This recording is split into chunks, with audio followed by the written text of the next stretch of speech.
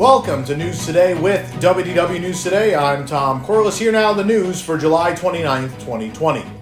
The National Weather Service is predicting that a potential tropical cyclone will reach tropical storm strength by Wednesday, July 29th, with central Florida in its path.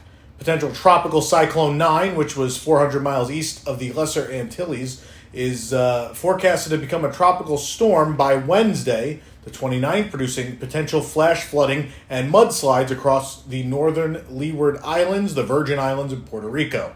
While it's uncertain as to what impact this will have on central Florida and the Orlando area by the end of the week, it is within the storm cone and could bring heavy rain and wind, though impacts could possibly occur outside this region. The NWS is encouraging residents and visitors to monitor the status of the system and check their hurricane kits and emergency supplies now. Walt Disney World's hurricane policy states that a hurricane watch or warning must be issued for cancellation or change fees to be waived.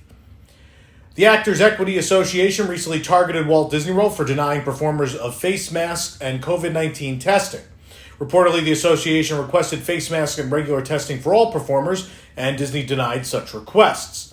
As a result, Walt Disney World stage shows such as Finding Nemo the Musical and Festival of the Lion King have not resumed, and the stage performers have been left without work. Performers have now responded in defense of Walt Disney World with hashtag #BringBackTheMagic. A video cites all the wonderful things Disney makes them feel, like joyful and appreciated. The overall message of the video is that Disney makes its performers feel safe and they are ready to return to work.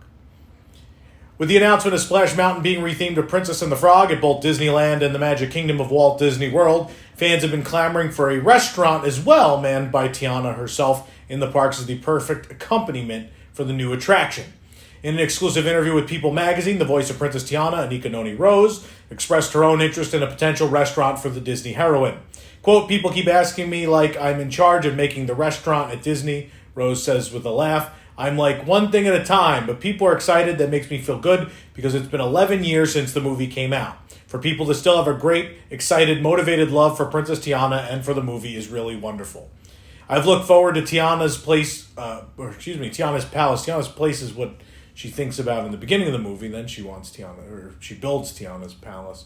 I agree with fans that it would be great. I have dreams of them partnering with Café du Monde on some real deal beignets. I like Disneyland beignets just fine, ma'am. Thank you. Having some fantastic shrimp and grits and king cake during the Mardi Gras season. And the occasional second line through the joint, basically all things I love. So far, it seems the singer and actress already has a plan in mind for the restaurant, including partnership with Café du Monde, which is known for its beignets and chicory coffee, plus some seasonal additions like king cake, which is a tradition during Mardi Gras. Of course, the restaurant would have to have a musical element to it as well, a traditional second-line band parading through the restaurant at various intervals throughout the day. Disney has not announced any further plans to retheme any nearby restaurants at either park. Aboard the Disney Cruise Line's Disney Wonder, though, guests can dine at Tiana's Place, a smaller-scale swinging supper club where they can experience Southern specialties and a live jazz band. Personally, I've said many times, I don't really care for the Splash Mountain plan. It doesn't make sense at Walt Disney World, but I am on board with the restaurant idea. I want the restaurant, but obviously Anika Noni Rose hasn't been to Disneyland because the New Orleans food in Disneyland is very good and almost on par with many places I've been in New Orleans. But anyway, the status of the Tomorrowland Transit Authority PeopleMover has been updated to temporarily unavailable as the attraction remains closed to the Magic Kingdom. The My Disney Experience app and website now shows the attraction as, again, quote, temporarily unavailable. The attraction remains closed to the Magic Kingdom, where it is yet to welcome guests since the park reopened on July 11th. Prior to reopening, though, the attraction didn't operate during cast member and pass holder previews either, but it also was closed for a bit in March while the park was still open. No explanation has been given as to the ride's extended closure. The last reported incident was a possible fire near either the attraction's entrance or exit ramp or at the launching pad nearby, though it's unknown if that's connected to the lengthy downtime. Sounds like it isn't, but we still don't know anything. Work has continued to progress on the pathway between the Magic Kingdom and Disney's Grand Floridian Resort and Spa, so we took a look around the monorail station at the park to check on the latest updates. One of the first things we noticed before we even boarded the monorail was a temporary wooden wall blocking off the top part of the entry ramp at the station. Above the wooden barricade, you can see the ramp merge with the dirt path, including a white temperature screening tent off to the side. Off in the distance, you can see that the permanent-looking railings have been installed on the inclined ramp. Given that no opening date has been set for the walkway and bridge connecting the Grand Floridian Resort and the Magic Kingdom, it's unknown exactly what these changes are for, but it is worth noting that there are guests staying at the Grand Floridian that aren't NBA players. They're staying at the villas at the Grand Floridian, although it's unclear if they'd be able to reach the new walkway, the beginning of that walkway. They probably wouldn't be, but they're certainly setting this up as if they will be able to soon, so it's interesting to see that. A new show, Disney Junior Play and Dance, premiered at Hollywood Studios yesterday amid a heated disagreement with the Actors Equity Association, as we talked about before. The show replaces Disney Junior Dance Party, whose name still appears on the marquee.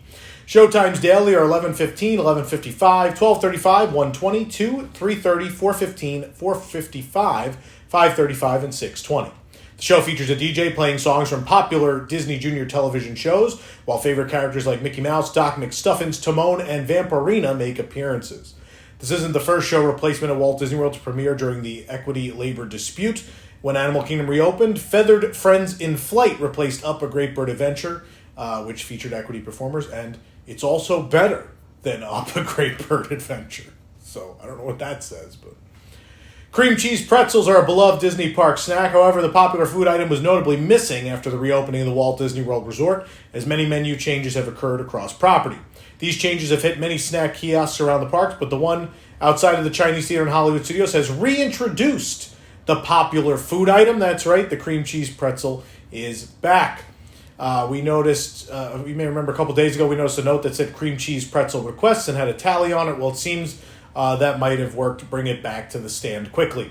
While not on the main menu, there was a smaller sign advertising the pretzel by the register. They're available for $7.25 at the stand, but supplies are limited. They were gone when we checked back at 5 p.m. If you're missing this elusive park snack, make sure you inquire about it at the snack stands. In any case, we'll keep our eyes open to let you know when this pretzel and any other snacks you might be missing are going to return back to the parks. The Disneyland Resort has once again modified its face covering policy. The resort now specifically excludes face coverings with valves, mesh material, or holes from being worn by guests. The rule change comes just a day after Walt Disney World enacted the same restriction. The current policy states, quote, all guests ages 2 and older are required to bring and wear face coverings when visiting the downtown Disney district. All face coverings should fully cover an individual's nose and mouth and allow the guests to remain hands-free, fit snugly but comfortably against the side of the face, be secured with ties or ear loops, be made of breathable material, either disposable or reusable. At this time, neck gaiters, open chin triangle bandanas, and face coverings containing valves, mesh material, or holes of any kind are not acceptable.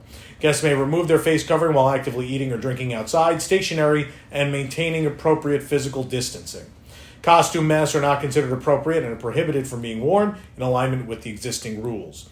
The use of face coverings is not a substitute for physical distancing. Last week, the Disneyland Resort banned neck gaiters and bandanas as well, and required guests to wear them. Guests to wear face masks at all time, except while eating or drinking, but only when stationary. You can't walk around and eat or drink with your mask down. Of course, Walt Disney World has enacted the same rules. The new Fantasyland project has been long awaited at Tokyo Disneyland for over 4 years now. We were so close to seeing it in the public before this closure started at Tokyo Disney Resort and canceled the original April 15th grand opening and the greatest day of my life. Now the opening of the land is delayed until further notice, but the construction is reportedly complete according to the Oriental Land Company. So we decided to stop over for ourselves on our latest excursion to Tokyo Disneyland and take a look. We begin our journey in Tomorrowland, where the Atom sculpture's wrappings have been removed. There's also a lovely flower bed below the sculpture for some color. A peep over the Tomorrowland end of the planters reveals that signage for the Fantasyland Forest Theater and the Fantasyland sign itself are also out of the wrappings, and the pathways are clear, complete, and ready for guests. Stargazer Supplies even has some shelves outside under wraps, no doubt ready to be stuffed with Baymax goods once the expansion opens. Next door, the planners for the Happy Ride with Baymax still proclaim riding soon to passing guests.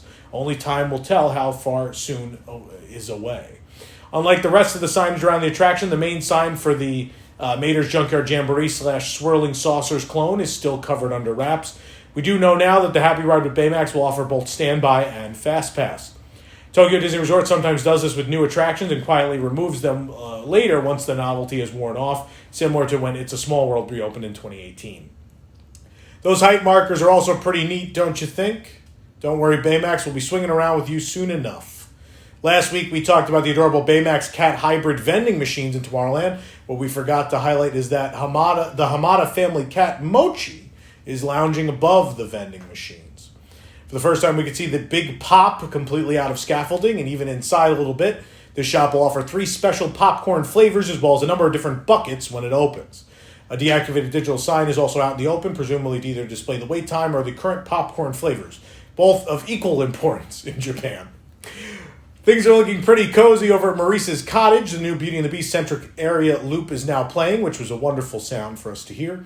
This will be what you're looking at now will be the Fast Pass ticketing area for the Enchanted Tale of Beauty and the Beast, the e-ticket attraction of the expansion. Now that the walkway is out of planters and scaffold, we can see that this part of the path is actually a bridge over a small brook. Of course, we can't talk about New Fantasyland without talking about Belle's Village. All signs around the village have been removed and construction has been completed. All that's missing are the guests. As we discussed last December, La Taverne de Gaston will be the new counter service offering in the area. We now know the names of the two of the 3 village shops as well, the Little Town Traders and La Belle Library. Off in the distance looms the Beast Castle, home of the new e-ticket attraction, which, of course, we all can't wait to see. You can learn more about the Enchanted Tale of Beauty and the Beast in our post from December. All this is on our website. Meanwhile, 2 adjacent stands were thinly veiled behind planters, one presumably for ice cream, one for drinks. Over in Toontown, the sign and most of the building for Minnie's Style Studio, the new meet and greet area for Minnie Mouse, is out in the open now. Something about seeing these out of wraps just behind the planters makes the situation probably a little sadder that we can't go in just yet. It seems some steps may be involved inside, as a separate wheelchair entrance is on the Fantasyland-facing side of the building. Much of this section of the parade route was walled off in September to be transformed from Tomorrowland to Fantasyland. And now it fits the aesthetic of Belle's Village on that side. And that's the latest from New Fantasyland at Tokyo Disneyland. We, of course, hope our opening will happen sooner rather than later. It feels like we've been waiting forever now. Soon, fans will be able to unwrap the mystery and adventure of Black Spire Outpost from the comfort of home. ILMX Lab has revealed more details about Star Wars Tales from the Galaxy's Edge, an at-home virtual reality experience developed in collaboration with Oculus Studios and inspired by the Galaxy's Edge lands at Disneyland and Hollywood Studios.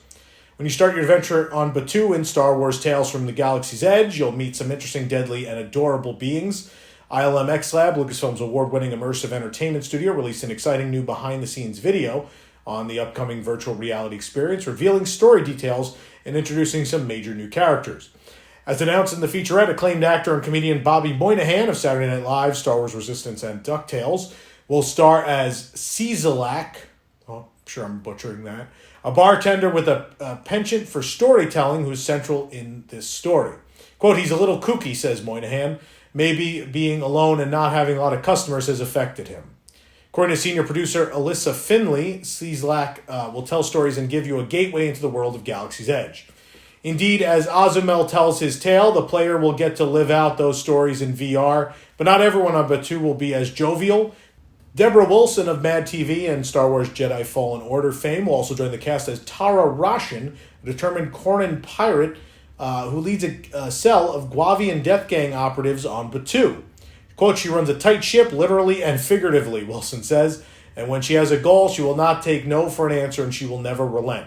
Roshan's gang is looking for something," Wilson teases, while some in-engine footage shows that the characters mean business. In Tales from the Galaxy's Edge, you play a droid repair technician who crash lands on Batuu after a pirate attack. In typical Star Wars fashion, you'll quickly get swept up in a grand adventure on the outskirts of Black Spire Outpost. Quote, "Matching the look and feel of Galaxy's Edge is our main goal," says Steve Henricks, visual director, noting that the creative team has worked with artists and assets from the Millennium Falcon Smuggler's Run attraction to ensure authenticity. In addition, the experience promises true Star Wars immersion. You'll listen to a jukebox, play space darts, go into the wilds of Batuu and explore, and maybe best of all, hang out with porgs. If you're looking for a tasty cinnamon treat without going the traditional route of opting for a churro, you might be interested in trying out the new Churro Eclair at Disney's Grand Floridian Resort and Spa. We found this at the Gasparilla Island Grill. The pastry is nice, flaky, and still fresh, despite waiting for us in the cooler case. The icing on top is a bit firm, but it adds a delicious texture to the dessert, along with the crunchy pearls on top. The dusting of cinnamon over it definitely helps bring out the churro flavor, and the filling is very creamy and doesn't skimp on the cinnamon flavoring either. We were surprised at how much this actually tastes like a churro, but all the flavors and textures are very reminiscent of the classic treat from the theme parks. The Churro Eclair costs $5.49 and no discounts are applicable. Attention, foolish mortals. All new Haunted Mansion face masks have materialized at the Disney theme parks. These reusable face masks feature the iconic Haunted Mansion purple wallpaper on cotton. The face masks come individually packaged and are available in youth, medium, and adult large sizes. The black lining around the mask wraps around to make up a black ear loops as well. We took it out of the package. We were happy to see that the large face mask displays the wallpaper pattern well. There's also a new bright and colorful tie-dye mask featuring a classic Mickey in the center and lined with navy blue fabric, which makes up the straps. All these new masks cost $6 each and can be found at the World of Disney at Downtown Disney in the Disneyland Resort, but we expect them to materialize soon at Walt Disney World. For more information on these stories and more, head on over to WDWNT.com. If you're enjoying the show, be sure to like this video, subscribe to WDW News Today on YouTube for more great content, and click the bell for notifications. Also, make sure to hit select all notifications so you never miss an episode of News Today with WDW News Today. For the worldwide leader in Disney Parks news, this is Tom Corliss saying enjoy the rest of your today and have a great, big, beautiful tomorrow.